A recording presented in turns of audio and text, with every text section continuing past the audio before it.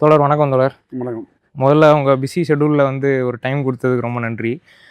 இப்போ சிபிஎம் சார்பா பத்மநாபபுரம் தொகுதியில உங்கள வேட்பாளரா நிப்பாட்டியிருக்காங்க. தேர்வு பண்ணியிருக்காங்க. இத எப்படி பார்க்குறீங்க?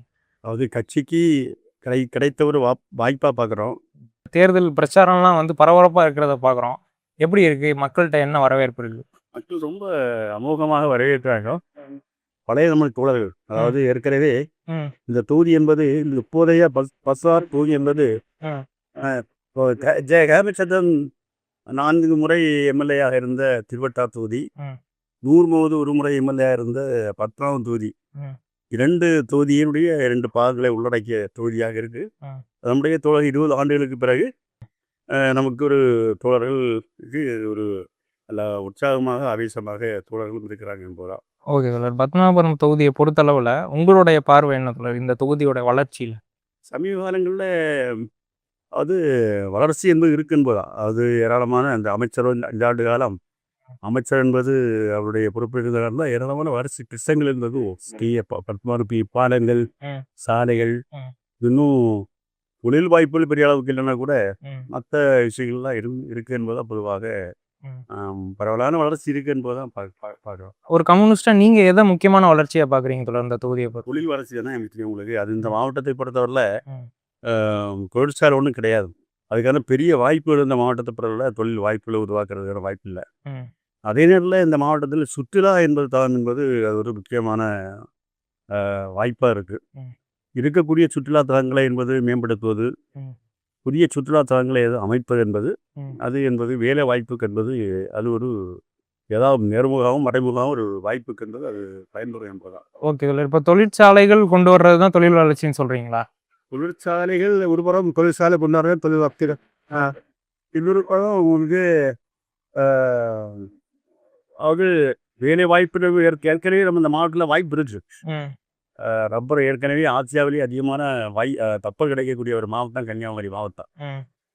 அந்த ரப்பரை பயன்படுத்திட்டு இவங்களுக்கு டயர் தொழிற்சாலை உட்பட நிறைய டயரை பயன்படுத்தி தொழிற்சாலை உருவாக ஒரு 10,000 பேருக்கு வேலை கிடைக்கின்ற ஒரு நோக்கம் என்பது கோரிக்கைகளும் நீண்ட காலம் இருக்கு. அரசாங்கமும் என்பது ஒரு முறை ரப்பர் பூங்கா என்ற முறை அறிவிச்சாங்க. அதனால அதுவும் வந்தாச்சுன்னா நிச்சயமாக தொழில் வாய்ப்பு என்பது உருவாக என்பதுதான். ஓகே. இப்போ லட்சக்கணக்கான மாணவர்கள் அவங்களோட கல்லூரி படிப்பை முடிச்சுட்டு இங்கே வேலை பார்க்காம வெளி மாவட்டங்களுக்கு தான் வேலைக்கு போகிறாங்க. முக்கியமாக சென்னை மாதிரியான மாவட்டங்களுக்கு போகிறாங்க. அவங்க இங்கேருந்து வேலை பார்க்கறதுக்கான விஷயங்கள் என்னென்ன பண்ணலாம்? ஒன்று என்பது சொன்ன ரப்பர் தொழிற்சாலை உருவாக்கலாம். அதே மாதிரி ஐடி, அதாவது டெக்னோ பார்க், அது என்பது அதிகமான படித்தவர்கள் மாவட்டமாக இருக்கனால திருவண்ணாமலை டெக்னோ பார்க் இருக்குது. நம்ம கன்னியாகுமரி மாவட்டத்தில் டெக்னோ பார்க் என்பது அது ரொம்ப தேவையான ஒன்றாக அமைக்கிறது. ஏன்னா அதிகமான படித்தவருடைய மாவட்டம். நீ சொன்ன மாதிரி வேலைக்குன்னா வெளியூரில், வெளிநாட்டில், அல்லது வெளி மாநிலங்களில் வசதி தான் போகிறாங்க. ஆனால் அது என்பது டெக்னோ பார்க் என்பது அமைச்சாச்சுன்னா அது ஒரு வாய்ப்பாக இருக்குது என்பதுதான். ஓகே தோழர். இப்போ பொதுவான கேள்வி எல்லா தோழர்கள்கிட்டையுமே கேட்டுட்டு வர்ற கேள்வி தான். முக்கியமான ஒரு பார்ட்டியில், ஒரு நேஷனல் பார்ட்டியில் முழு நேர ஊழியராக இருக்கீங்க. உங்களோட சம்பளம் எவ்வளோ தோழர்? சம்பளம் இந்த மாவட்டத்தில் இப்போ தான் லட்சங்களில் இருக்கா? இல்லை, இப்போ தான் 15,000. நான் எல்லாம் முதல்ல ஆரம்பத்தில் முழுநேர ஊழியராக வரும்போது எனக்கு 2,000 ரூபா தான். இப்போ தான் படிப்படியாக 15,000 இந்த முறையில் உயர்த்தப்பட்டிருக்கு. தமிழ்நாடு முழுவதும் முழுநேர ஊழியருக்கு அதிகபட்சம் 15,000 தான். ஓகே தோழர். இந்த சம்பளத்தை வச்சு எப்படி நீங்கள் இவ்வளவு வேட்பாளராக ஆகிற அளவுக்கு எப்படி உயர்ந்து வர முடியும்? வேட்பாளர் ஆகிறதுக்கும் அந்த அலவன்ஸுக்கும் என்பது அதுக்கு சம்பந்தமே இல்லை. வேட்பாளர் ஆகிறதுக்கு என்னுடைய கட்சி பணிதான் நினைக்கிறேன். என்னுடைய நீண்ட கால ஒரு 45 ஆண்டு காலத்துடைய கட்சியிலே 45 ஆண்டுகள் அவருடைய கட்சியுடைய பணிகள். அவருடைய வாலிபர் சங்கத்தில் ஒரு கிட்டத்தட்ட 7 ஆண்டு காலம் மாவட்ட செயலாளர், விவசாய சங்கத்தில் 8 ஆண்டு காலம் மாவட்ட செயலாளர், பிறகு பல பொறுப்புகள் இருந்திருக்கேன். ஒரு பேரூராட்சியில் 10 வருஷம், மாவட்ட ஊராட்சியில் 5 வருஷம், திட்டக்குழுவில் 5 வருஷம், அதே மாதிரி கூட்டுறவு வங்கியில் ஒரு 20 ஆண்டு காலம் தலைவர். இந்த முறையில் அப்படிலாம் மக்கள் அப்படி ஒரு வாய்ப்பெல்லாம் பெரிய சிரமங்கள்லாம் கொடுத்துருக்காங்க. அது பொதுவாக மக்களோடு இருக்கக்கூடிய நெருக்கமும் என்னுடைய கட்சி ஈடுபாடும் தான் அதுக்கெல்லாம் முக்கியமான காரணம். இல்லை, 2000 15,000 வரைக்கும்னு சொல்கிறீங்க. ஆமாம். இப்போது கட்சி வேலைங்கிறது குடும்ப வேலையோட சேர்ந்து பேரலாக பண்ணக்கூடிய விஷயம் தான். அதெல்லாம் எப்படி சமாளிக்கிறீங்க? அது ஒன்றும் பிரச்சனை இல்லை. அதாவது நான் ஒன்றும் என்னுடைய மனைவி இறந்து 2 வருஷம் ஆகுது. என்னுடைய புற்றுநோயால் இறந்துட்டாங்க. அதுக்கு பிறகு 2 குழந்தைகள் தான். அதெல்லாம் காலையில் அவங்க கல்லூரி அனுப்பும் முன்னாடி பிள்ளைகளும் நானுமாக இந்த வேலையெல்லாம் முடிச்சுட்டு தான் நான் கட்சி பணி காலையிலே கட்சி பணிக்கு இறங்குறது. இங்கேனா ஒன்றும் பெரிய சிரமம் ஒன்றும் கிடையாது. இதுவரையும் சிரமம் இல்லை. அதனால் சிரமத்தோடு இல்லை. ஓகே. இந்த தொகுதியை பொறுத்தளவில் இங்கே இருக்கக்கூடிய மக்களை பற்றி உங்களுடைய புரிதல் என்ன? இங்கே யார் யார் இருக்காங்க? அவங்களுடைய பொருளாதார நிலை என்ன? மக்கள் எல்லா தரப்பு, குறிப்பாக சிறுபான்மை மக்கள், குறிப்பாக அது பல ஜாதியப்பட்ட கிறிஸ்தவர்கள், முஸ்லீம்கள் இருக்காங்க. அதில் கொஞ்சம் அதிகமாக இருக்கிறாங்க. அதே மாதிரி பொதுவாக இந்த தொகுதியை பொறுத்தவரையில் பொதுவாக கொஞ்சம் அரசியல் உணர்வோட வர்க்க உணர்வோட அப்படியோட விஷயங்கள்லாம் இருக்குது, நான் பார்க்குறேன். அது என்பது எல்லா விஷயங்களும் அது நம்முடைய இந்த தேர்தலுக்கு பொதுவாக பின்னணிக்கு என்பது அது பயன்படும். ஓகே. முக்கியமான விஷயம், நீங்கள் இந்த அரசியலுக்குள்ளே எப்படி வந்தீங்க? அதுவும் இடதுசாரி அரசியலுக்குள்ளே எப்படி வந்தீங்க? நான் கல்லூரி படிப்பை முடிச்சுட்டு நான் கல்லூரியிலே படிக்கும்போது என்னுடைய என்எஸ்எஸ் நேஷ்னல் சர்வீஸ் ஸ்கீம், அது டீம் என்பது அது என்பது ஒரு என்னை லீடராக வச்சாங்க.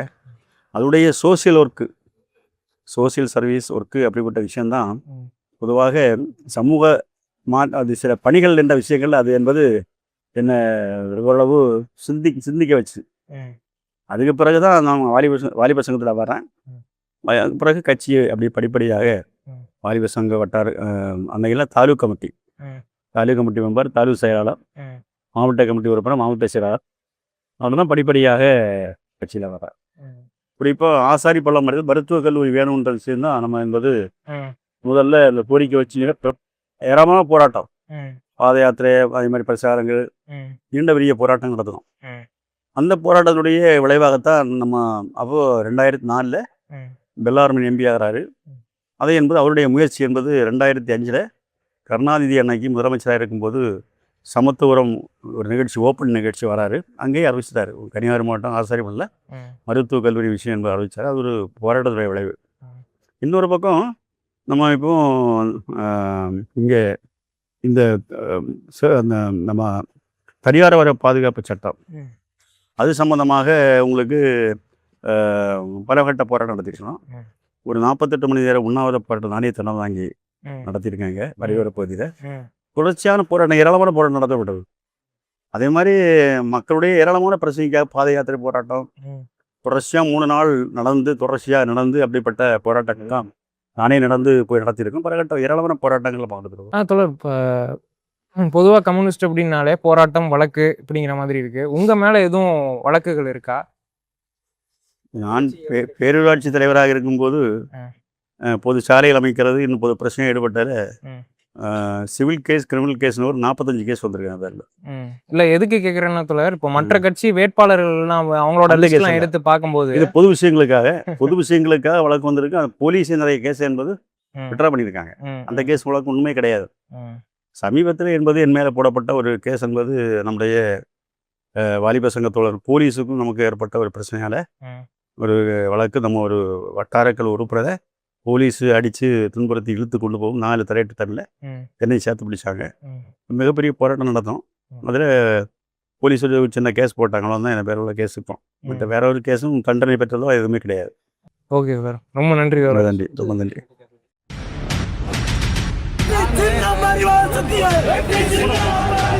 எல்லாம் போக அறிவால் சத்தியால்